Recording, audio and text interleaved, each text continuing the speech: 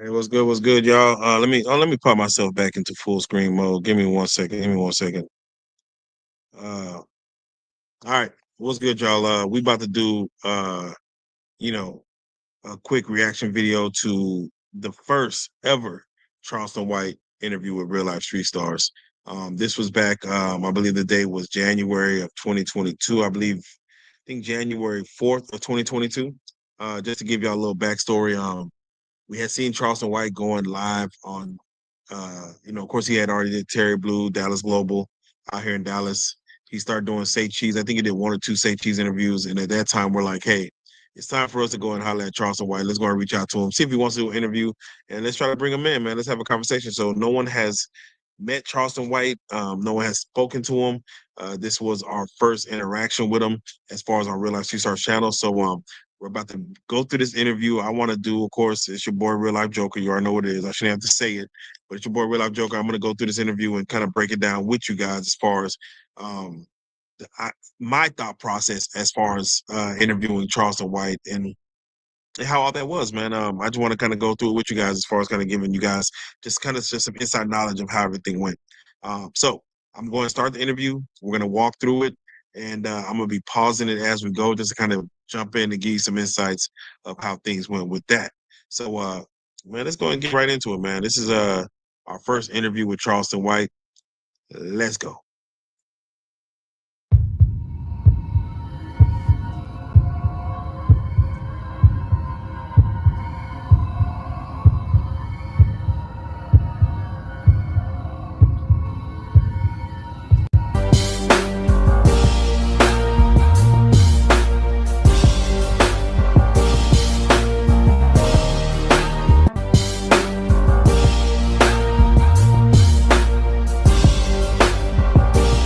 Real Life Street Stars. We here with Charleston White,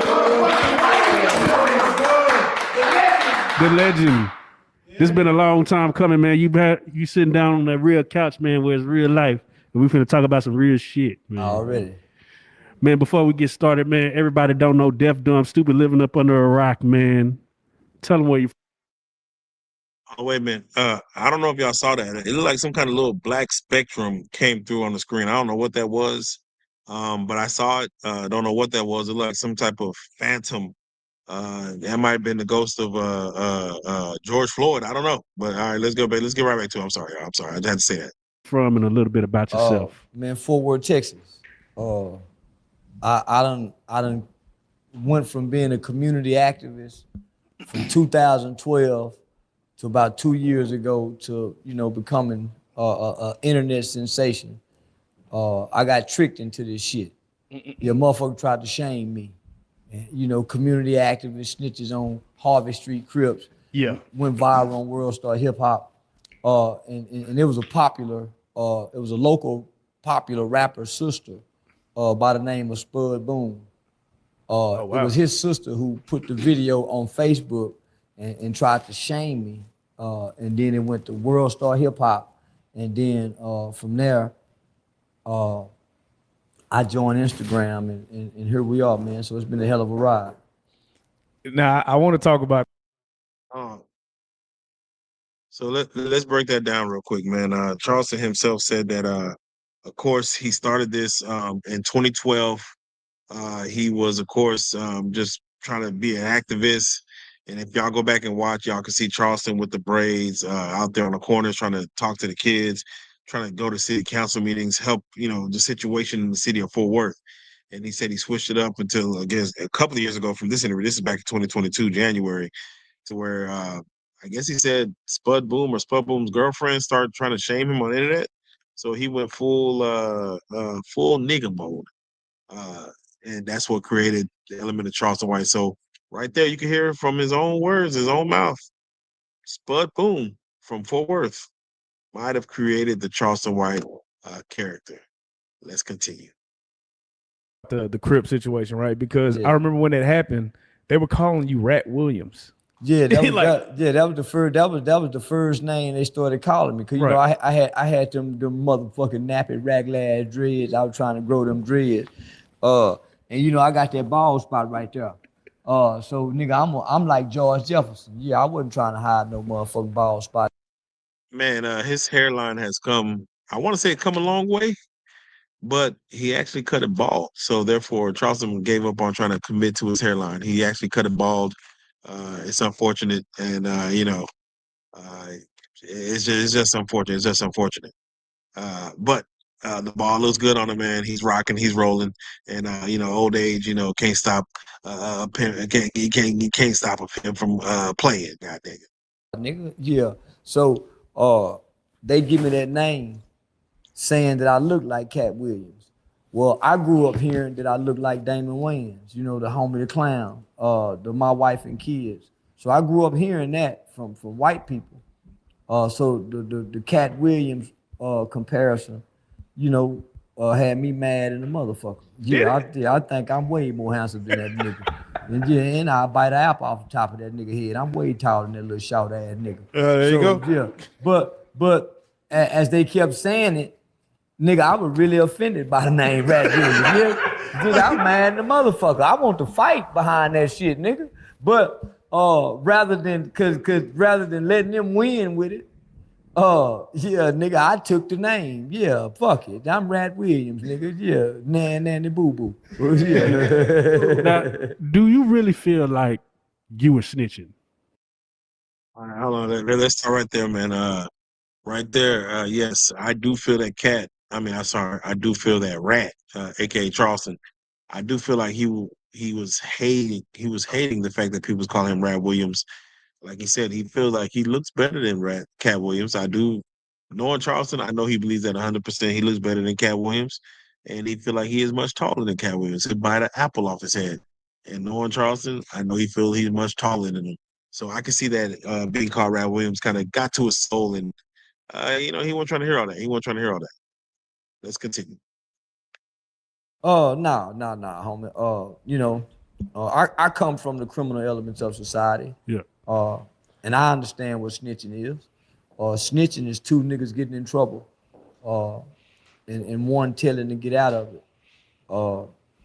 When a man evolve and grow past the criminal elements of society, street rules don't apply no more, homie. So nah, nigga, if you see your neighbor house getting broken into and you call the police, that ain't snitching. If me and you riding in the car together and we friends, we childhood friends, and we get pulled over by the police and they find some dope up under your seat. Now I know I ain't sitting over there. And the police say, well, who dope is this? And you look at me and you don't say it's mine. It's his, sir. Yeah, it's his. Say, nigga, tell that white boy that ain't snitching. That's setting the record straight. Yeah. So if five kids go to the mall together,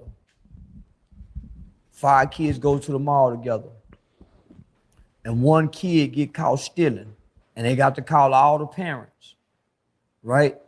And I tell my mama the truth about what happened. That ain't snitching.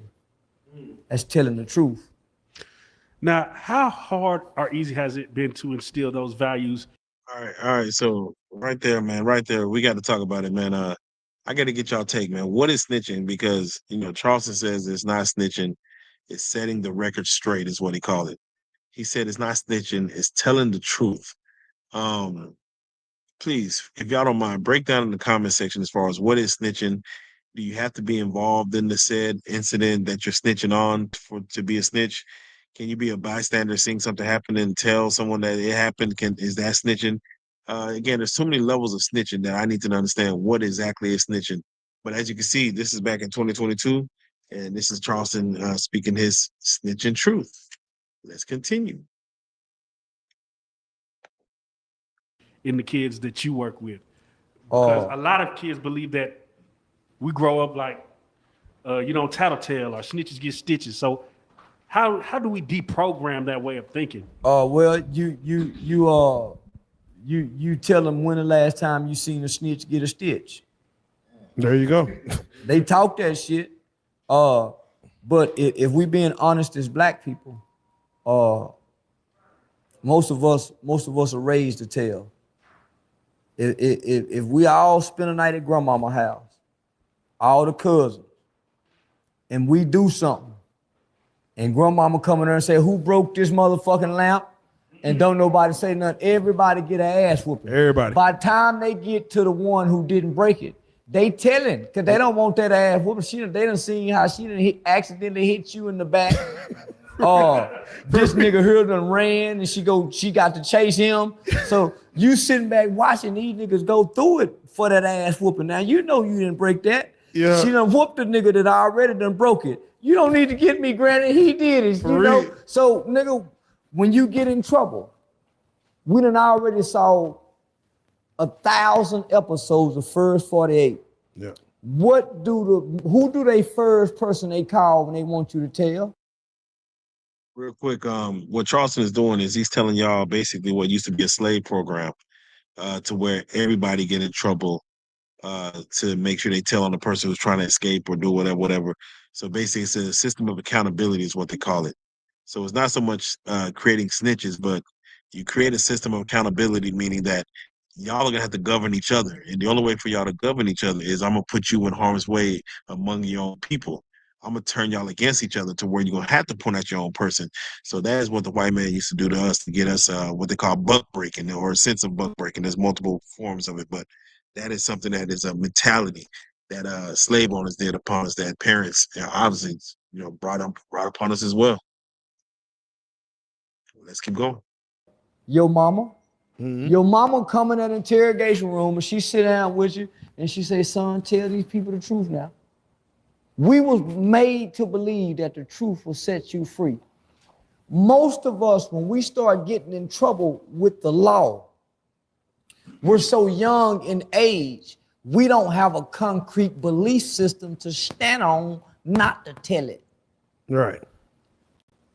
90% of cases are plea bargain. Very true. So that means if 90% of cases are plea bargain, then that means more people are snitching and cooperating, just telling on themselves. Very true. So we have to shatter this myth that, nah, homie, everybody tell it. Everybody snitch. That's bullshit, homie. Why you think when the feds come get everybody in Dallas, they get everybody? Why you think when they come to Fort Worth, they get everybody? Why you think when they get everybody, they get everybody? Because nigga, everybody telling. But they want the kids to believe that these niggas is standing on this no snitching rule and they getting life without parole and they ain't saying nothing. We gotta be honest, homie. Nobody's standing on street codes no more. So it's easy to convince them real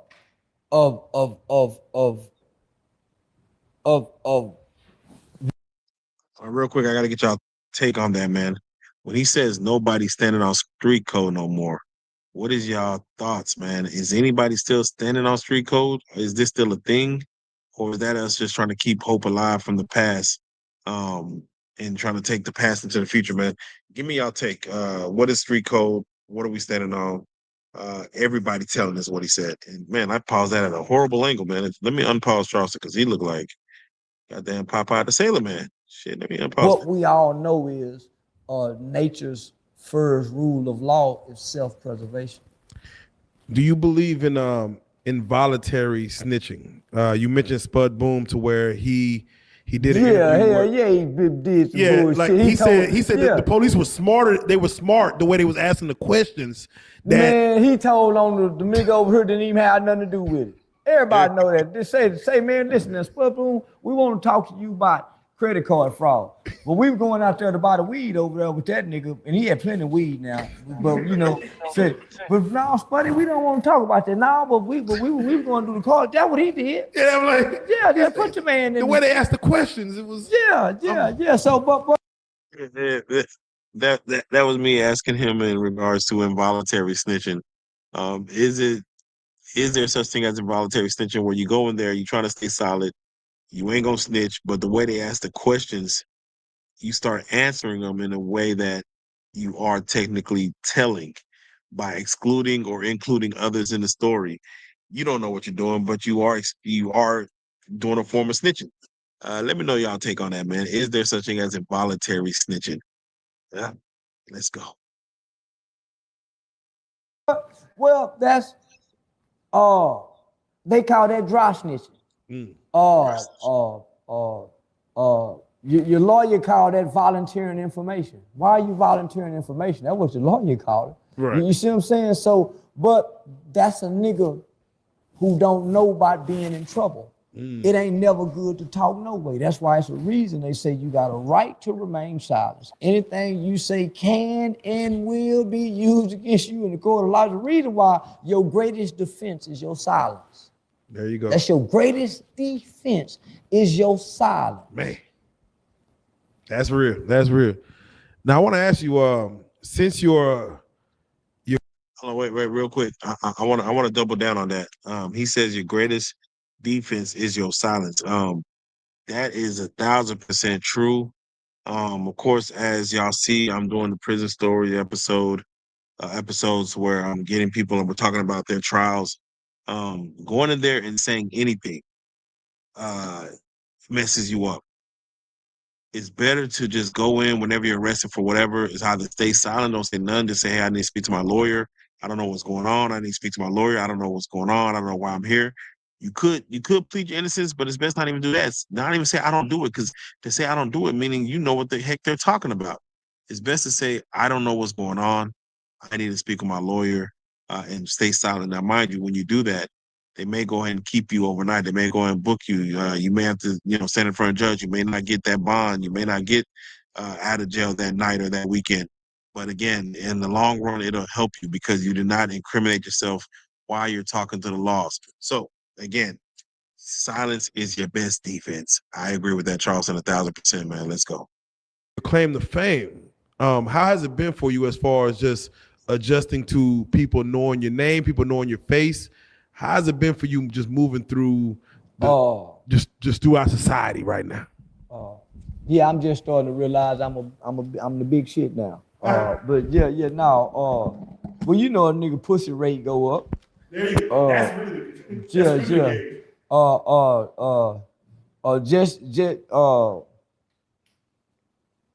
very popular. I can be sitting in my car, homie, and I can't see nothing from here on over here, and I be fucking with my phone, and I hear a nigga say Charleston White. I say, oh, I'm finna die, cause I can't see him over here. Yeah. Say, all I heard a nigga just say, oh, Charleston White. I say, oh man, nigga got caught me slipping. You know what I'm saying? So, but he'll be a fan. But in my mind, man, how this nigga recognize me? I'm sitting in my car. What about my head? What's standing out about me? So that's what's getting me now, how they recognize me so quickly. But I ain't met nobody that's mad at me yet, homie. So you haven't been approached by any Crips or? No. Man, I was in North Carolina, in Greenville, North Carolina, with a guy by the name of Quasimoto, a rapping nigga who tricked me to. All right, before he tells that story, I just want to say that the feeling of fame, where one day you go from no one knowing you to the day you go where everyone knows your name. Every day they can see you in a car, spot you out, know your facial. That's what he's speaking on, where someone can know your facial structure from the back and say, "Hey, is that Charleston? Let me go holler at him." It does get that serious. And again, as he's saying, he's experiencing that. And that was a good question. That was a good question that we asked as far as just his adjustment to fame. But let's keep going. Let's keep going. Let's keep going. Come down there to an awards, and it was a wonderful event. But they took me through the hood, and I met this nigga who had just come home from prison. He was like an alien. He didn't have a social media platform. He didn't have YouTube, no nothing. And he was real grimy looking, New York kind of grimy. Hey son, and I'm checking him out, and I'm seeing what I need to see, right? The other little niggas with him, nigga in the wheelchair, they in front of a bando, a burn up house. And I put him on my YouTube channel. He started rapping. So it got like 5, 6, 7,000 views in like a matter of minutes. And so before he ended, I told him, say, man, how can they find you? They want to rap. So he put his number out there. So when he hung up, when I ended the YouTube, somebody called his line and said, hey, yo, homie said, fuck Bloods. And he said, fuck Nipsey Hussle. So this guy name is Flames. Blood nigga, right? So he said, hey, yo, let me holler at you for a minute. So we kind of walk off a little bit. And he said, hey, yo, you said fuck Bloods? I said, yeah. He said, you said fuck Nipsey Hussle? I said, yeah. He said, hey, yo, I'm a Blood. Yeah, I'm a Blood, yo. Somebody just... So I tap him, hit him in the stomach, tap him like that. And I said, what's your real name, homie? He said, Larry. I said, keep rapping, Flames. You might get Larry out the streets, and walked off. He stood there dazed. Hey. I had another encounter. We still talk right to this day. Let me speak on that encounter. So he said he put somebody on his podcast that started doing crazy views, and somebody called that dude and said, hey, man, don't mess with him, man. He said F Nipsey Hussle. He said F Larry Hoover, or whoever he just said. I forgot. Nipsey Hussle, someone else. I always felt that Charleston said things for shock value to get under people's skin. I do believe he means what he says, but of course, you don't want to go out there and say, like, if you feel like a kid's doing wrong and the kid ain't gonna be nothing in life, you don't want to go out there and yell to the world that this kid ain't ish and this kid is just dead weight and blah blah blah. You still want to just, keep those trepidations to yourself. And I think Charleston was just on another level as far as just letting people know, like, hey, this is what's going on and this is just what it is. So yeah, he was on Nipsey Hussle's buttocks. I'm actually having him come down here because the nigga rap so raw. He been getting all kind of offers and calls. So he gonna come down here so I can interview him and tell the experience that how he and I met. So I go to my one of my little favorite little strip clubs, and this nigga who he a killer. Everybody know him in the city, but I say his name a lot, fucking with him. You know what I'm saying? And so me and the nigga encountered each other one night. And he wanted to fight. He wanted to squabble, or he act like he did. He could have, but he didn't. He want me to leave him alone. Yeah, man, just quit leaving me alone, nigga. I ain't fucking with you. Well, I don't know what you're talking about, nigga. Yeah, I'm being the dickhead. But I know I'm wrong. But other than that, nah, homie. It looked like people will believe I need security. People think, man, homie, I travel everywhere by myself. Homie. I got a lot of hate online, but I haven't done anything to anybody where they really that could.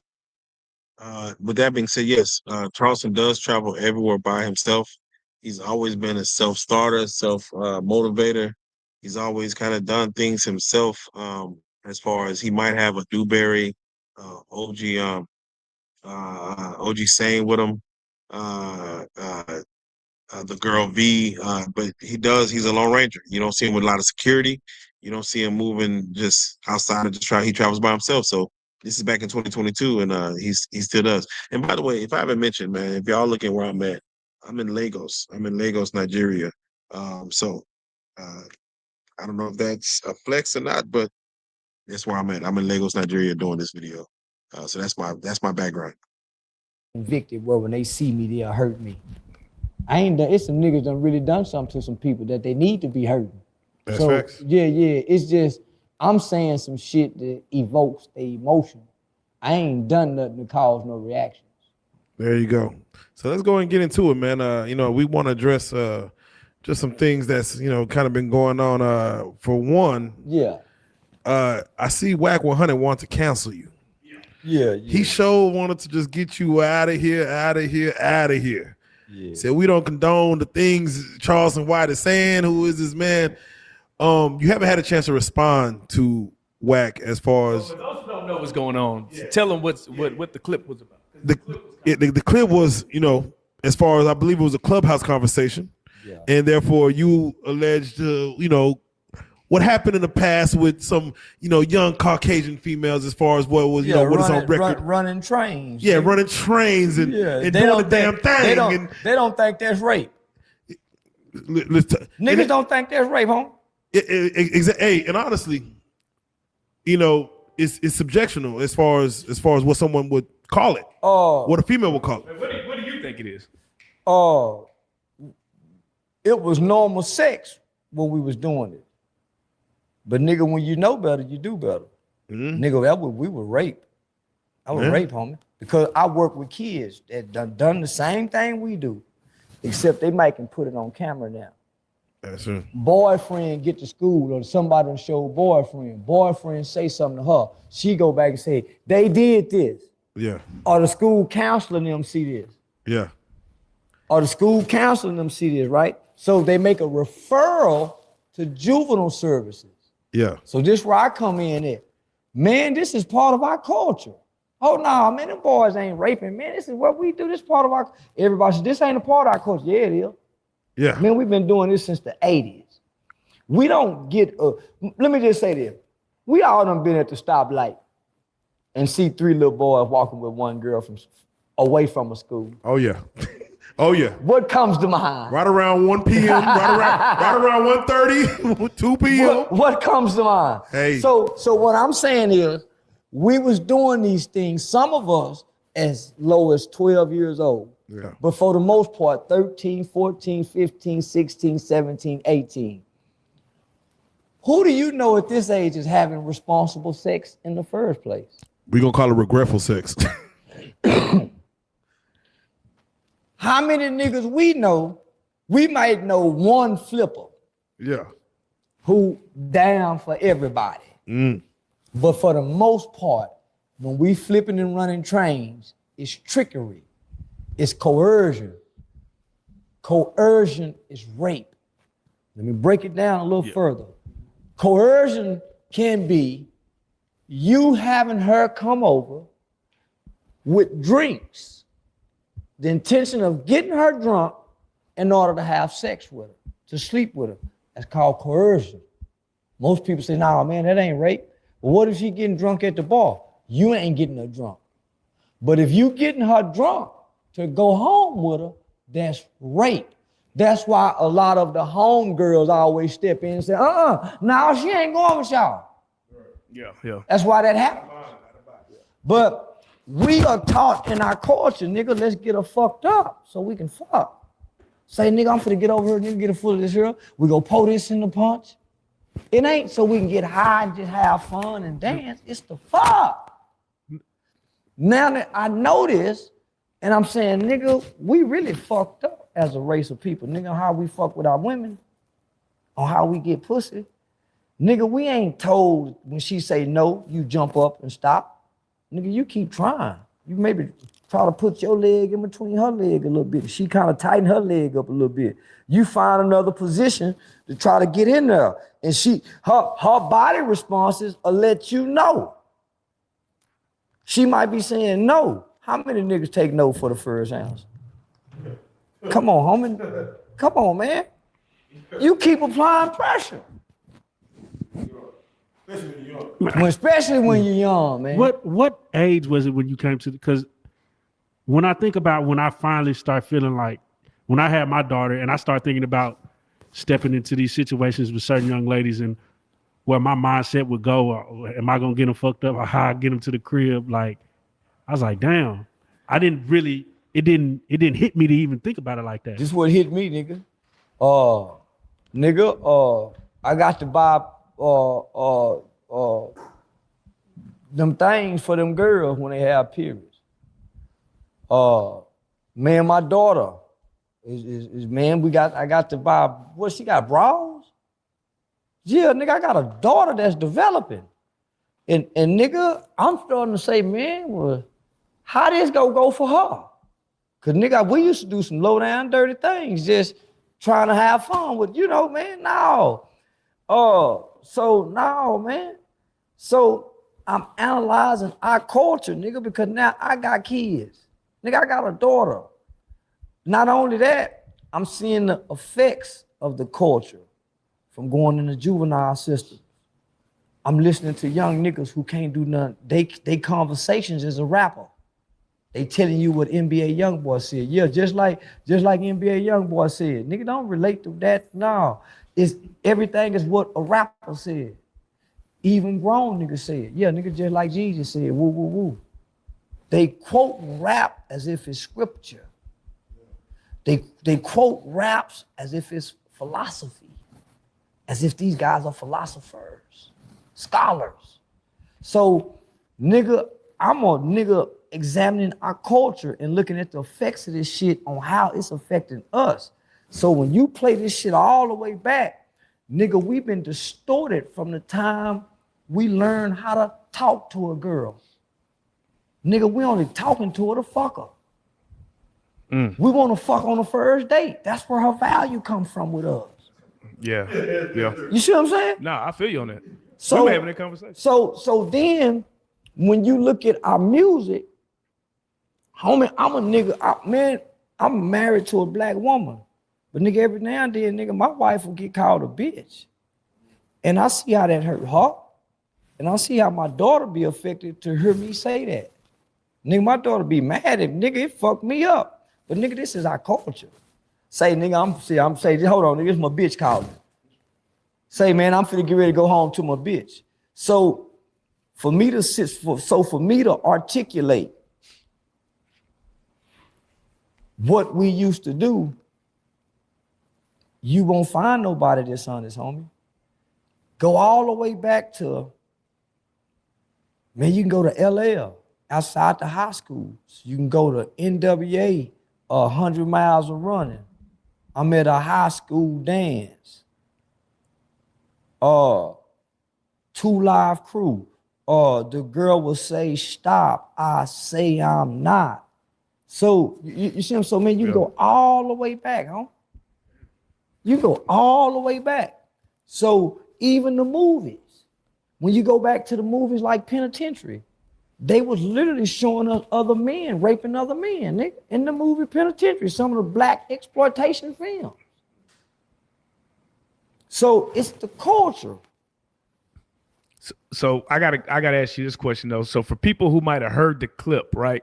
They took that one. They took that little clip. So can you elaborate? What were you trying to expound on? Because the clip kind of sounds crazy if you just hear the clip. What I was expounding on, I was saying that hip hop culture is a violent, murderous, rape culture. It promotes rape.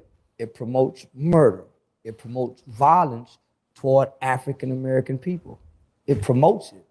Well, no, it don't. Well, why you think Rick Ross said what he said? Molly and her champagne. She didn't even know it. Well, we can go to Fugiano. Fugiano, yeah. Fugiano say took her back to the spot, gave the bitch a perk. She didn't even understand me. Winter told her drop her panties. Yeah. Did he? No. Facts. Nigga, what? Say what? Just say, nigga, you what? Yeah. But when I first heard it, nigga didn't pay that no mind. Don't pay it no mind. You don't pay it because it slides right by you. Now you said you still friends with some of the girls from back then. Is it something y'all can laugh about now? Nobody wants to say it was rape.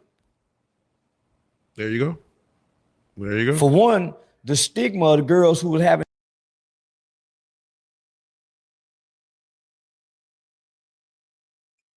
As y'all can see, he getting deep. Don't worry, I haven't lost y'all right now. I'm just listening, but again, I lived through this interview, so y'all already know. I'm just letting y'all relive it. But let's just keep it going. Here we go. Trains ran on them, homie. They know what was happening to them. They know they was being violated, homie. But once you get them in this situation, what can they say? They kids. This is a lot of pressure. You're naked. You got how do a girl get out of that without saying, stop it, and being mad? But she's afraid of rejection from this guy because she too come from a distorted home who probably was molested. She too, because the girls who hadn't been touched or molested, they not over here spread eagle like this. It's the ones with the perversion like us. We just taking advantage of her vulnerability. It's always more of us than it is of her. True. That's facts. Now I want to ask you, because you touched on this on Real quick, as y'all heard, he's speaking from a sense that hurt people hurt people. So that is a definitely true. Most people that's been abused most likely will become abusers when they get older. So I definitely feel that 1,000%. I definitely feel that, of course, monsters make monsters. So yeah, hurt people hurt people. So if someone had a situation happen to them when they were younger, they might grow up and become the same person who does that situation. So totally agree. Let's keep going. your Vlad interview. As far as for our society coming up, early '80s, going into the '90s and things like that. Hip hop and movies in Hollywood, they glorified poverty. They glorified coming from the bottom. They glorified the struggle. And I know you had said that you looked into that and was like, man, damn what I'm coming from. I want to live that lifestyle. Yeah. That seems to be still prevalent to this day as far as the glorification of the bottom. Yeah. Coming through the struggle. Do you feel like we need to change the narrative of like if you see a Fresh Prince of Bel-Air, in that Will Smith is he's the catch compared to Carlton being the smart one, like he's the money maker, looks like he's the Ivy Leaguer, but yeah, we want to gravitate towards my mom and my dad isn't in my life, I'm from the bottom, this is what it is. And it seems like I think we're all motivated by female interests. Yeah. What's glorified in hip hop was glorified in Hollywood. Like, what are your thoughts as far as on that, as far as what's being portrayed for the young youth coming up? Getting it out the mud. Getting it out the mud seems to be the best concept that we want to grab from. Nobody wants to be an heir. No child wants to brag about that I'm an heir of the whites. You see what I'm saying? Yeah. Like Hilton, Paris Hilton. She's an heir of the Hilton. Right. Hilton Hotel. It's easy for me. The Bushes. They're heirs of the DuPonts. Yeah. Just thank the motherfuckers who make the iodide salt. We all got salt. Just think about that family. They're heirs. Black people don't pride themselves in being heirs. Our pride come from getting it out the mud and then playing like we ain't got to struggle no more. See, now today's black kids, even in the ghetto, play like they rich. True. You should have seen everybody want to play like the beginning was a struggle, and now they ain't struggling now. True. Whereas they still struggling.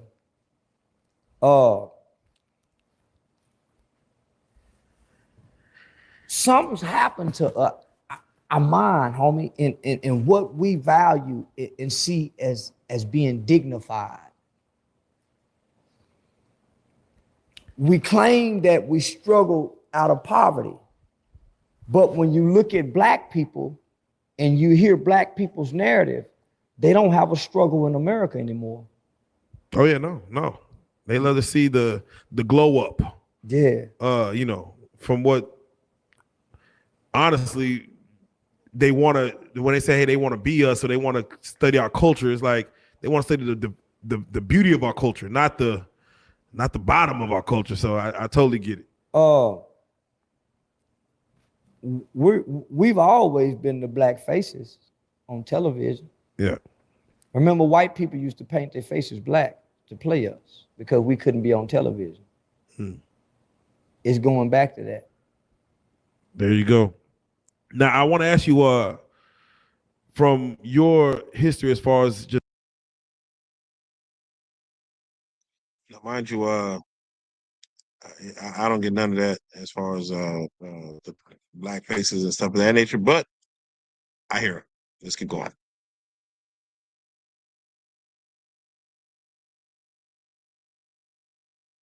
in gang culture and things that that you've seen coming up. We had a situation with Draco the Ruler, in regards to him getting stabbed in the neck at an event that should have been well protected, as far as where you shouldn't have gotten stabbed in the neck. Yeah. Weapons shouldn't have been in there. But of course, it was a gang situation where it was 100 to 15. He was outnumbered, and of course, he lost his life. There's been a lot of commentary as far as how that happened. How did one get up on the other? Him keeping it real, as far as him, the one as far as keeping it solid, is fighting, and then of course weapon comes out and he gets stabbed in the neck. I want to know your thoughts on that situation, as far as coming from your history, and just if there's any code violation there. Is it the promoter's fault? No, it ain't the promoter's fault. Who don't die at rap events? You name me one rap event where people ain't go die and get shot. Everybody knows that when you come to the rap events. That's why some people say, hey, we don't even want y'all events over here. That's why some people say, hey, matter of fact, if y'all do have an event over here, we need you guys to have a $10 million insurance and bonding policy, because you guys are going to tear up something, and there may be some lives lost, and there's going to be some weapons snuck into the place. This is already anticipated at every rap venue. It's not anticipated at the pop culture. It's not anticipated at Travis Scott event. That's why didn't nobody die gunshots when they was trampled and some freak accident kind of shit. They already know what's happening at the rap concert. So let me just say this, because I'm glad you guys, I don't know nothing about Draco the Ruler, never heard his music, never even heard his name till he died. But after he died, I looked into him and I realized he just beat 2 murder cases. You reap what you sow. You reap what you sow. You just got away with 2 murders. Involved in it, maybe done it, who knows? But it's 2 lives that's being taken. How we don't know. How we don't know. This is for those 2 lives. By whatever God, whatever thing in the sky. How we know this ain't justice? Now, I've heard you say that you hate rappers, and I understand why you would hate the institution of hip hop. No, I hate rappers. Most of them fake. Most of them ain't the niggas they on the microphone talking they too. Most of them, if they go to their neighborhood, they a hoe ass nigga. Somebody telling them be quiet, nigga. Right. So I hate them niggas, homie, because they ain't what they say they is. But wouldn't you say that's a part of entertainment, period? Nobody is who they portray to be once they get on in front of these lights. Then let us know that. The rappers used to let us know that. Yeah, they used to let us know that. Charleston, he has stated some of his favorite rappers have been Lil Baby. I don't want to say Fujiano because he quoted him the wrong way. But the trap rappers, he kind of likes the trap rappers. So, as far as him saying he don't like them, he has a history with them. But let's keep going. Yeah, they used to let us know that, hey man, this is just rap lyrics. Yeah, I'm acting. Yeah, but they used to let us know that. But no, these niggas is living this shit. The lines get blurred. Or they are attempting to live up to it. Yeah. Right? So you never see these niggas in father role. You never see these niggas playing brother roles to their sister. You never see these niggas playing. These niggas is rappers all the time. So in my mind, homie, they the most fraudest niggas in the community. Is the rap nigga. They lie and talk about cars they ain't got even before they get the car. They be talking about shit that they ain't never even done. Yeah. They some lying motherfuckers. But let me ask you this: like, you stayed in LA for a little bit. Yeah. What is the LA street politics? Because it seems like LA right now is like, it's like Call of Duty or some shit. People just getting robbed, broad daylight. It's going too crazy. What do you think is going on? They have very little opportunities in LA. They have very little. Black people are small minority in California. Black people don't have nothing in California, homie. They ain't got nothing. Everything is everybody else's. They have one of the worst school districts, between their teachers and their teachers union. Their schools look like prisons. And gang culture in LA supersedes life. Gang culture supersedes life, liberty, and the pursuit of happiness in California. So if you live amongst the constraints and the restraints of gang culture, you are in bondage and oppressed. And majority of most black people who live in Los Angeles, California, live below the poverty level. And when you go on Skid Row, homie, that's where your black people go be. Yeah, Skid Row. And if you're a young man growing up on Slauson, or you grew up in Watts, what is like coming out of high school? Is there like a if you grow up in Slauson, you'll never grow past Slauson. If you grow up in Watts, you will never grow past Watts. It's almost like being born in a third world country, and whatever your parents are, that's what you will be. Yeah. That's real. What is the infatuation with people wanting to go to LA? Is it just Hollywood? So Hollywood gave us all these street names. They gave it the glamorification of it, right? But what happened was them niggas started extorting Hollywood movie producers. They started extorting a record industry people because they show up at the same restaurants where they having dinner with their wife. Look out there and see Big U standing on his road by Road Roy. When he take his kids to school, who we see again? Big U. Yeah. So that's why these niggas got the extort game. That's why they run into your house out there and try to kidnap you. So what happened? What happened was they had a long run. That's why if you go to California or anywhere and you make a video, you got to pay them niggas in their neighborhood to come shoot here. Even Hollywood got to pay to come make a movie here. That's crazy. So them niggas been extorting the industry. So now, nigga, all the brands have left LA. Right, like we gotta get the fuck around. Guess where they at? In the Dallas area. Yeah. Toyota, all these major brands, nigga, AT&T, Globe Life, Nike, Amazon, Google, all the brands are here. Yeah, damn LA. Would you say LA has they gangster shit the most together out of every state? Nah. But you said they extorting it. Oh, but homie, that they was doing that from a street level. Right. And then Suge Knight and them was the last to do that. So if they had their gangster shit together, nigga, they'll be having union contracts like the mafia Italians in New York with the construction companies, like the Mexican mafia in California, like the Mexican cartels, you know, with the underground tunnels running. Them niggas don't have their shit together, nigga, because everybody broke. They can't extort nobody, can't shake nobody down, nigga. When you look at the WAC 100, what artist is popping that they got? They ain't got no big name artists no more coming up out of their home. You would say Blueface is a big name artist? No, man, I ain't never even heard his song. I can't name one song he sang. Oh, I couldn't even identify him. Who is he? Nigga's a no-name nigga. When you talking about Lil Baby and them and Dirt and ain't no more big names that got a big name outside of California that's being played across the radio station. Yeah, you gotta get past Kendrick Lamar, and he ain't even been played no more. Yeah, right. I ain't seen that since he ain't even been played no more. 2018. The young people are not listening to him, homie. The youth is making this shit go now. Ain't nobody ears is set on California music, homie. They had they run. Now, they run is over with for music and all that, homie. They over with. Okay.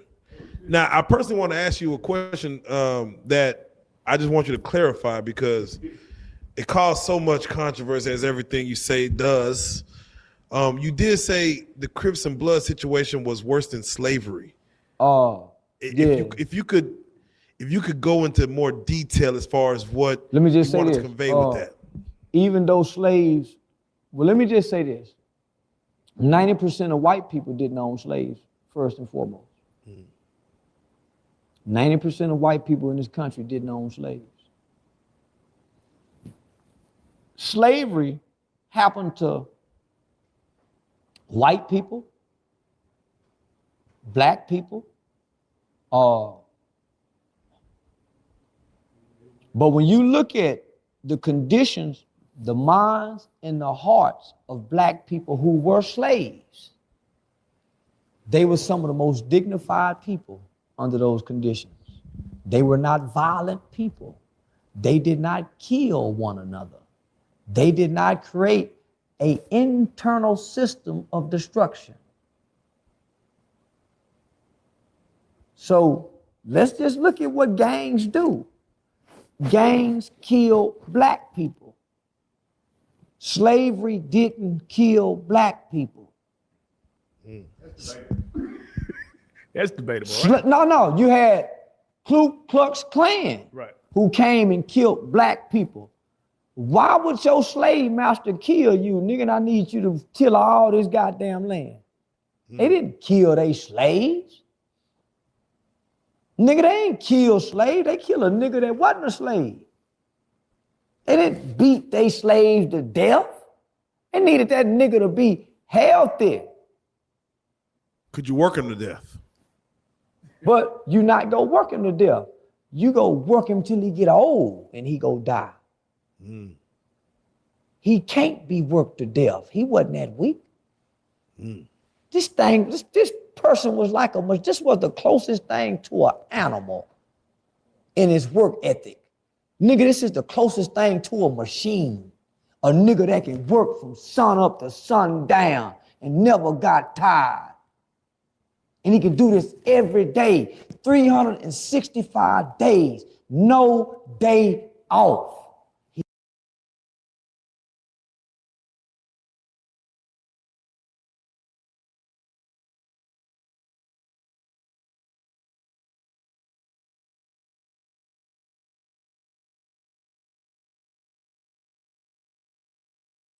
I'm sorry, y'all. I was just talking on mute. No, I was gonna say definitely what he's speaking on. It definitely rings home because, of course, he's speaking on that animal mentality, that slave mentality, where they looked at us as less than cattle, less than dogs. They put dogs before us, to where we were machines. Basically, you could just continue to work us until we broke, and then you would just replace us with another one by, of course, making us reproduce and things of that nature. So the American slave experiment is something that's gotten studied for centuries on.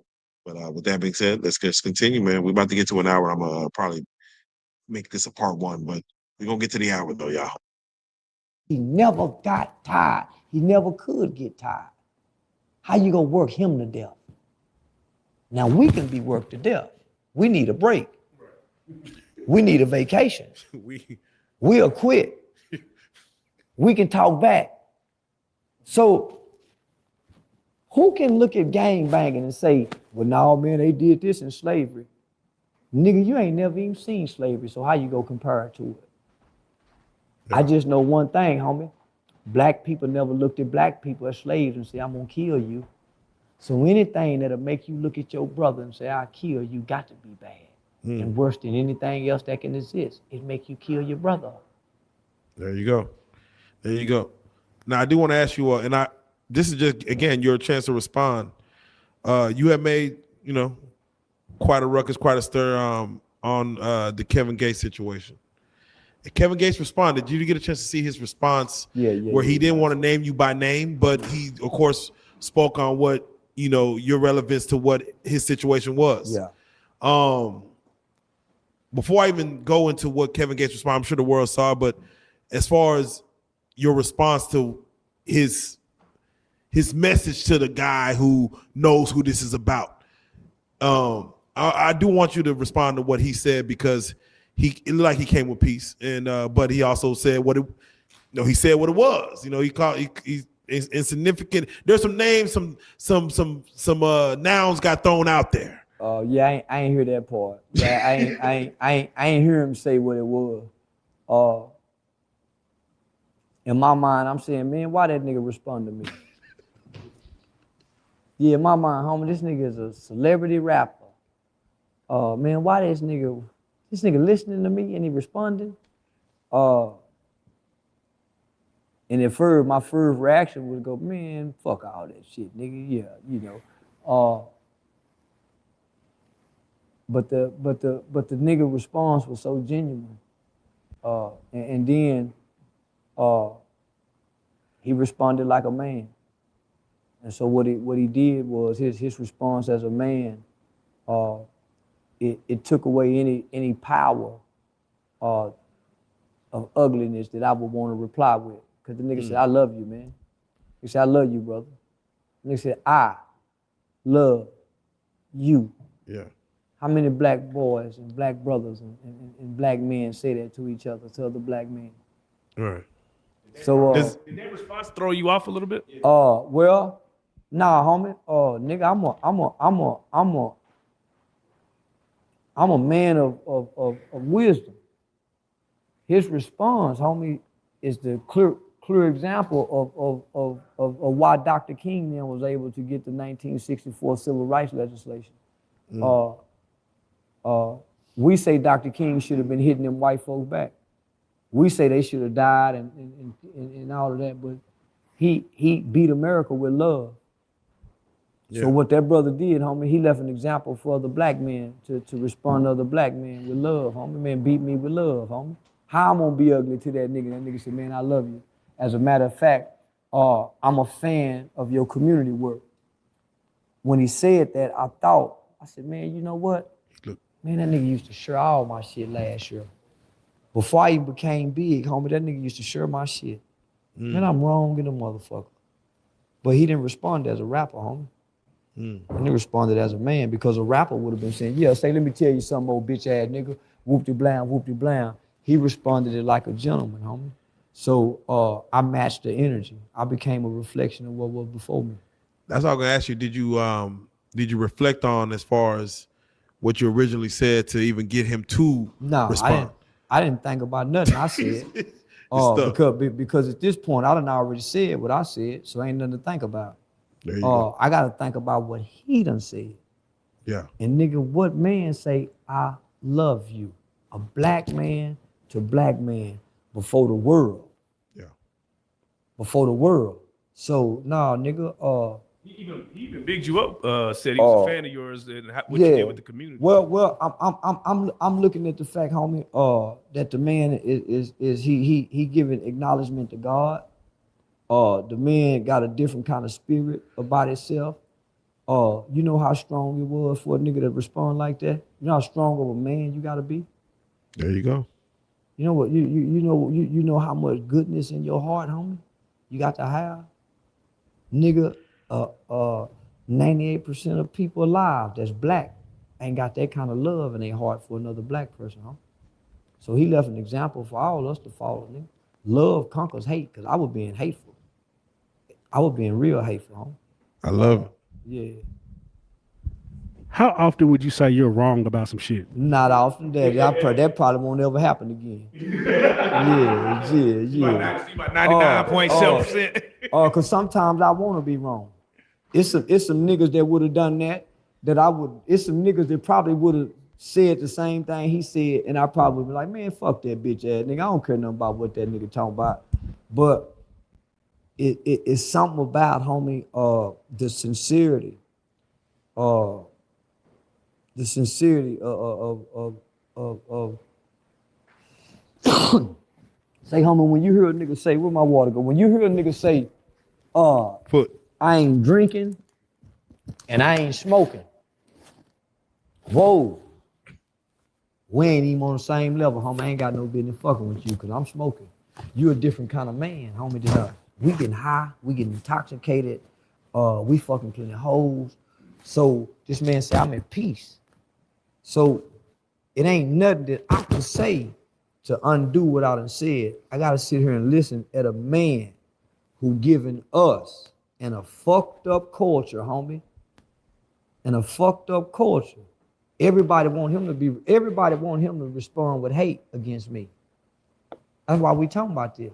Yeah. Motherfucker want this to be ugly. And I'm telling y'all, hey homie, how can this be ugly, nigga? When this nigga conquered me with love. There you go. Y'all hear what he said? Everybody looking to see what I'm saying. That man said I don't drink or get high. I'm trying to get to where he at. That man said, man, I'm at peace with myself. Now let's think about what I'm saying to him and about him. This is a man who done come before the world and say, I've been molested. Nigga, I'm trying to shame him. I'm trying to shame him. This man got every right to respond with me with bitch ass nigga, woo, woo, woo. And he come back with love. Nigga, that's how you know it's a real God. There you go. That's how you know it's a real God, nigga. So who would want to try to take this and make me and that nigga enemies after that, homie? No, man, that man came and told us, homie, even though this didn't happen to me, how many niggas would even come out and talk about it? Because it happens more often than we would want to talk about. But here it is, this man done openly talk about this. I done come try to shame him. He come back and said, nah, bro, I love you.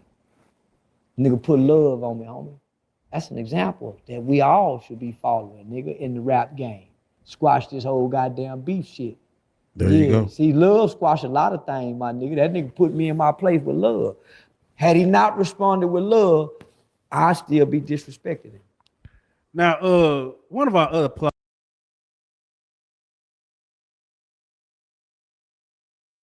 All right, so with that being said, y'all just saw him speaking on the Kevin Gates situation as far as him having respect for Kevin Gates to not come at him with hate and killing the whole beef with love. As y'all know, this was back in 2022 of January.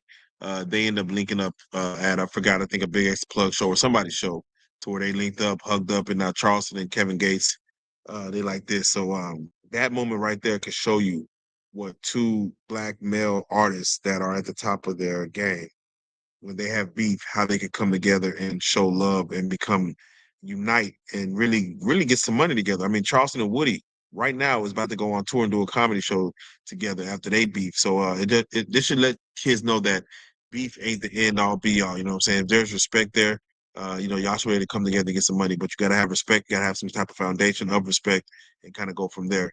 And I mean, hell, even oh girl, Wham in a Circle, and they came together for the Young Boy concert. So you know what it is.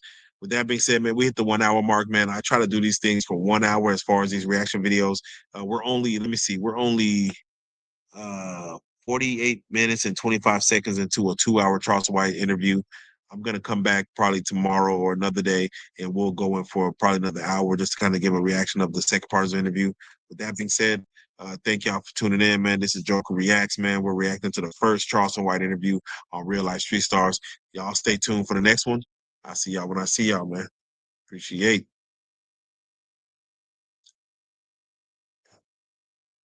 And let me go back full screen. I'm sorry. I'll see y'all when I see y'all. Appreciate y'all. Make sure y'all stay tuned. Hit that like button, comment, just for the interaction. Subscribe to the channel, and hit that notification bell for all new interviews coming up, man. Real Life Joker, man. I'm out.